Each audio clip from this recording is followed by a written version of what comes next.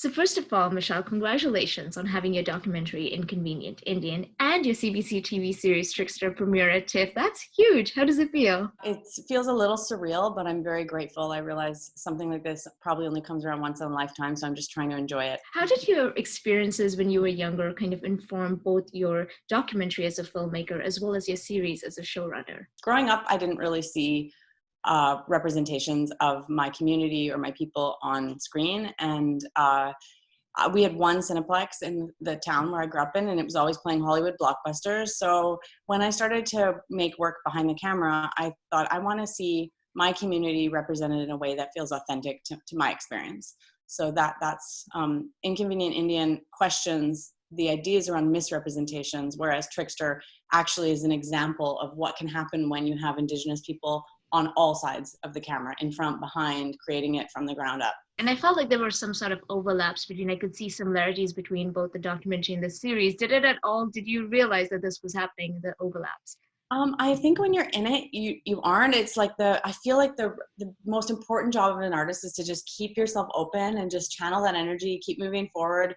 I didn't see it until I was pretty far into it. And then I was like, oh, there are some similarities, but it's very hard to have that perspective when you're inside of the work making it. In addition to co-creating and being the showrunner, you've directed all 6 episodes of Trickster, which you hadn't done before. What was it like making this huge jump? It was, well, I mean, hindsight's 2020, right? When you're going into something, you're like, I can do it. I'll just be really focused. And then you get in it, you're like, wow, this is really a lot of work. So I would say I underestimated the absolute amount of sheer work and unsleeplessness that I would be experiencing. But you know what? It was exhilarating.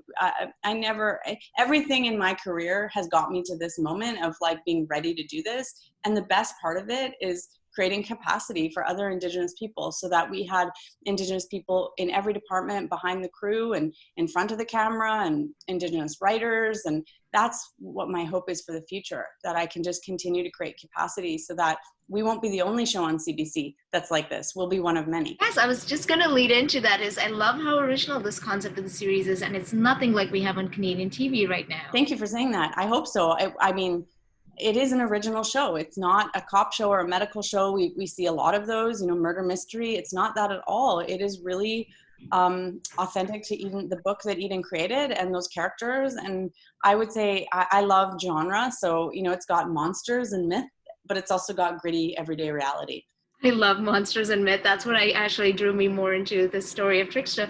I'm so fascinated with the myth and the folklore of a trickster. So can you talk about the significance of the trickster in Indigenous storytelling as well as in genre? Yeah, I would say Trickster is a character that is meant to show us what we should not do, but he does it through his own experience. So he will get himself in situations, and then you'll be like, wow, that's a horrible situation Trickster got himself in. But it's to show us, this is what you don't want to be doing. And like I said previously, it's basically to caution against individualism in favor of collective community, and which is a very Indigenous worldview. And Trickster has lived many lifetimes. They're sort of ageless. Trickster is very charismatic. It uses like trickery and often humor, but sometimes the humor can be a bit edgy and biting, and to trick us into to trick to get what he wants. So that's kind of where Trickster stands. But there's so many characters in our mythologies and our oral culture.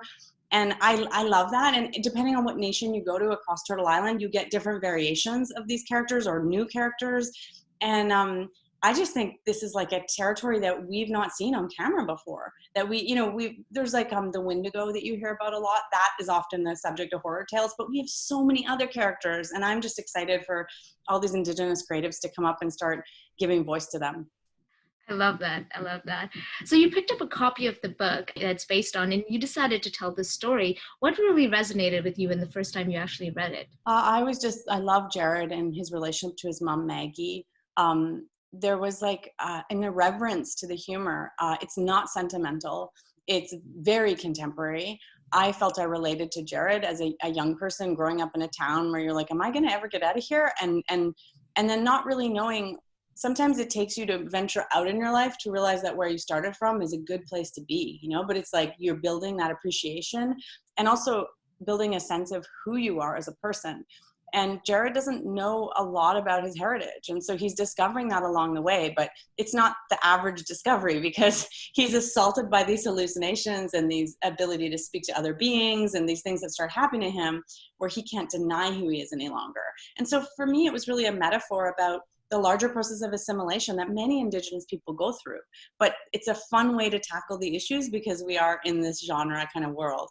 It was definitely fun to watch it, but I did notice, I think in one of your interviews you mentioned, you said something, and I noticed that line was kind of incorporated in the first episode of Trickster. How much of your own like personal experiences have you incorporated into this? Well, I think the line you're referring to is probably when Mr. Jax drives up to the Tasty Bucket and he said to Jared, "Oh, you're busy working, are you?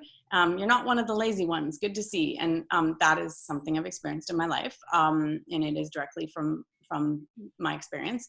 But I think every Indigenous person has some version of that. When you write, you bring yourself. That's part of the writer's job, and you only can write what you know. So I would say, with every writer, it wasn't just me writing this series. We had a room full of writers, and we all bring a piece of ourselves to that. This is the first time in history that CBC is making a series based on Indigenous writers' novel. Why was CBC the right network for Trickster?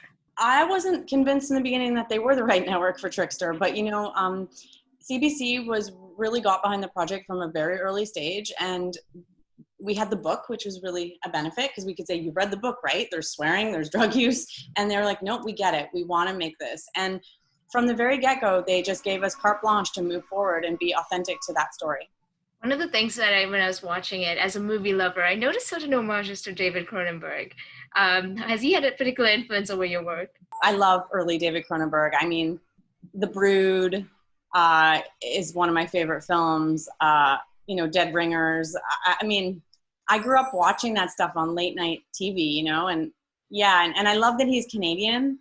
And so I really wanted to homage that in this. Are there any plans to get into the second book and try to make a series on that after? We've actually been greenlit for a second season. So I am adapting the second book right now with the writers. And some of the things that people might have missed that are in the first book that weren't in the first season, we're taking some of that into second season as well. So there will be some surprises for viewers. Oh, that's amazing. Congratulations. Well, it was lovely talking to you today and wishing you all the best for both the documentary as well as the series. And I can't wait to see more of your work. Oh, thank you. And I just appreciate your questions. So thank you so much for watching the work and obviously having researched the work. Thank you.